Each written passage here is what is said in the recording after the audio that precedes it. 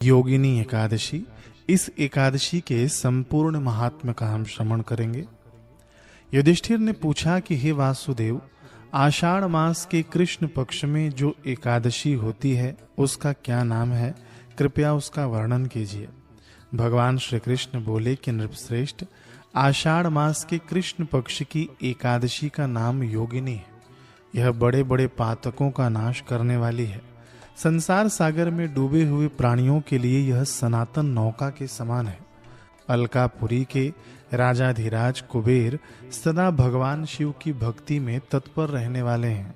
उनका हेममाली नामक एक यक्ष सेवक था जो पूजा के लिए फूल लाया करता था। हेममाली की पत्नी का नाम विशालाक्षी था। वह यक्ष काम पाश में आबद्ध होकर सदा अपनी पत्नी में आसक्त रहता था। एक दिन हेममाली मानसरोवर से फूल लाकर अपने घर में ही ठहर गया और पत्नी के प्रेम पाश में खोया रह गया। अतः कुबेर के भवन में न जा सका। इधर कुबेर मंदिर में बैठकर शिव जी का पूजन कर रहे थे। उन्होंने दोपहर तक फूल आने की प्रतीक्षा की। जब पूजा का समय व्यतीत हो गया तो यक्षराज ने कुपित होकर सेवकों से कहा कि यक्षों, दुरात्मा हेममाली क्यों नहीं आ रहा है?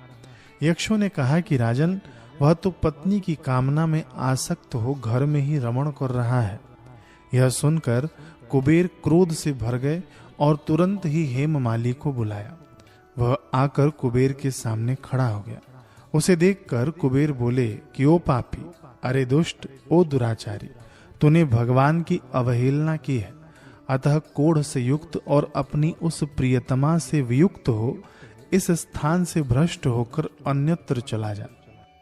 कुबेर के ऐसा कहने पर वह उस स्थान से नीचे गिर गया। कोढ़ से सारा शरीर पीड़ित था, परंतु शिव पूजन के प्रभाव से उसकी स्मरण शक्ति लुप्त नहीं हुई। तदनंतर वह पर्वतों में श्रेष्ठ मेरुगिरी के शिखर पर गया। वहां पर उसे मुनिवर मार्कंडेय जी के दर्शन हुए। पाप कर्मा यक्ष ने मुनि के चरणों में प्रणाम किया। मुनिवर मार्कंडेय ने उसे भय से कांपते देख कहा कि तुझे कोढ़ के रोग ने कैसे दबा लिया? यक्ष बोला, मुने, मैं कुबेर का अनुचर हेममाली हूँ। मैं प्रतिदिन मानसरोवर से फूल लाकर शिव पूजा के समय कुबेर को दिया करता था। एक दिन पत्नी सहवास के सुख में फंस जाने के कारण मुझे समय का ज्ञान ही नहीं रहा।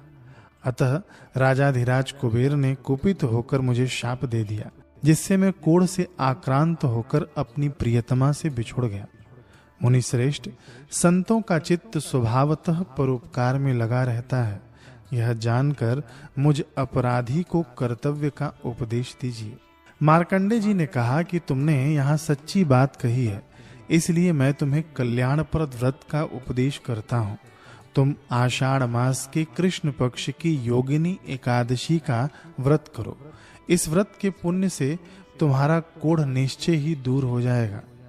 भगवान श्री कृष्ण कहते हैं कि राजन, मार्कंडेय जी के उपदेश से उसने योगिनी एकादशी का व्रत किया। उस उत्तम व्रत का अनुष्ठान करने पर वह पूर्ण सुखी हो गया। नृपश्रेष्ठ, यह योगिनी का व्रत ऐसा पुण्यदायी है कि 88,000 ब्राह्मणों को भोजन कराने से जो फल मिलता है वही फल योगिनी एकादशी का व्रत करने वाले मनुष्य को मिलता है। योगिनी महान पापों को शांत करने वाली और महान पुण्य फल देने वाली है। इस महात्म्य को पढ़ने और सुनने से मनुष्य सब पापों से मुक्त हो जाता है। यहाँ पर एकादशी की व्रत कथा समाप्त हुई। एकादशी के दिन कुछ चीजों का हमें ध्यान अवश्य रखना चाहिए। सबसे पहले तो एकादशी के व्रत में यह व्रत कथा अवश्य सुन लेनी चाहिए। विष्णु सहस्त्र नाम पढ़ लेना चाहिए अथवा तो सुन लेना चाहिए। तुलसी दल से भगवान की पूजा करनी चाहिए और तुलसी जी को अवश्य जल देना चाहिए। ये गलत धारणा है कि तुलसी जी इस दिन निर्जला रहती हैं। नहीं, एकादशी के दिन तुलसी जी का पूजन, तुलसी जी का सिंचन अधिक पुण्य प्रदान करता है और तुलसी जी से भगवान का पूजन और अधिक पुण्य की ओर हमें ले जाता है। एकादशी के दिन बाहर की चीज वस्तुओं को खाने से बचना चाहिए। दिन में सोने से भी बचना चाहिए। गुनगुना पानी पीना चाहिए। एकादशी के दिन विशेष रूप से ध्यान रखना चाहिए कि इस दिन सुबह सुबह हमको बाजारू दंत मंजन या पेस्ट नहीं करना चाहिए, भले ही वह आयुर्वेदिक क्यों ना हो, क्योंकि उसके अंदर नमक और केमिकल मिला ही रहता है।